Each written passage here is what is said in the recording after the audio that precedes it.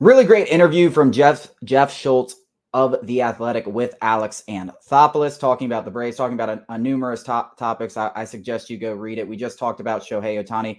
One of the more intriguing aspects of this was he confirmed that the Braves did go after Aaron Nola. Now we've reported what other people have reported, that they offered him a 6-year deal, which caused the Phillies to come in, give him a 7-year deal. And that's where he signed on the dotted line. He didn't need to hear any other offers after that, which is very understandable. And I understand why he wanted to go back to Philly. That's all he's ever known. It's clear that's where his heart desired. So it takes two to tango, but the Braves made a serious run at Aaron Nola, and I think that should tell you a lot of where the state of this payroll is and what they're willing to do to go out and get a starting pitcher if they deem him the quote-unquote right guy. Another interesting aspect of this is he didn't confirm who it was, but it definitely sounded like they had the opportunity to make a similar deal that the Dodgers made with Tyler Glasnow. Alex, I don't know if you have the article pulled up right in front of you. I know you did something on it. Go check it out on the site, sportstalkatl.com. But talk a little bit about what he said as far as going after a pitcher that was recently traded, which definitely sounds like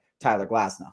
Yeah, this is pure speculation, but I mean, you could put two and two together. That there's been other starters traded, but they're going for pennies on the dollar. Whereas Glasnow's the first, major domino in the starting pitcher market, free agent or trade that's really fell. So Jeff Schultz asked him, how hard have you pursued a starter and what's the consideration in trading a core player to land one? Remember, Schultz wrote earlier pieces that we ridiculed about potentially trading the likes of Ozzie Albies, Michael Harris, if it lands you a frontline starter. So he pretty much came out and said, no, that is never going to happen. But he also reiterated starters who have been moved. And he said, in one specifically, we didn't need to trade core players off of our roster. So it would have been a prospect-based deal.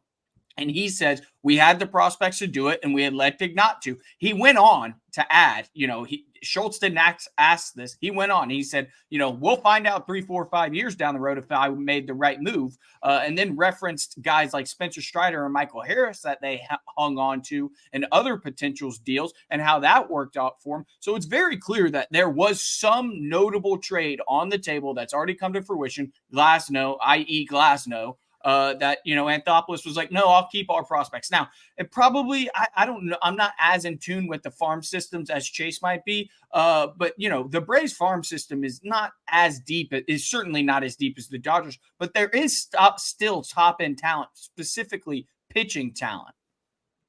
Yeah, I mean, you got to think that this obviously we're just speculating here, that to get Tyler Glasnow, they were probably asking for one of Hurston Waldrep or AJ Smith-Shawver because, you're thinking about guys that he's comparing to Spencer Strider and Michael Harris. No one in this system should be compared to that. And I mean no one. But if there were two guys that you were going to even compare those guys to, it would be AJ Smith-Shawver and Hurston Waldrep. So I'm assuming it took – and listen, if those were what the Rays were wanting, which, the Rays are the best in the world at wheeling and dealing. No one wheels and deals better than the Tampa Bay Rays. This is what they do. Like they know who they want, they target them, and they don't budge. And this is why you really should. Side note, you should really just go to the Rays with any trade and any prospect that they want, or specifically pitching prospects, and just be like, okay, never mind, that guy's untouchable, and then just back out of a deal completely. And Anthopoulos went on in this interview later to go on to praise those two specific guys in Hurston Waldrep and AJ Smith-Shawver. So yeah, if there are two guys that he could potentially be, loosely comparing to Michael Harris and Spencer Strider, to Chase's point, it's these two guys. It's those two, and those are two guys that I wouldn't even have considered for Tyler Glasnow. Now, there is a little aspect to the trade, and it's the fact that Tyler Glasnow was willing to automatically agree to an extension for 5 years, so you're probably willing to give up a little more in that scenario. But at the same time, we've talked a lot about Tyler Glasnow here, and how much do you really trust Tyler Glasnow? He's never pitched over 120 innings once in his career. He's had Tommy John surgery. He's had several other injuries, albeit minor. So, you can't do you really even want to give Tyler Glasnow, even if he was a free agent, would you give him a 5-year, $135 million contract? I don't know.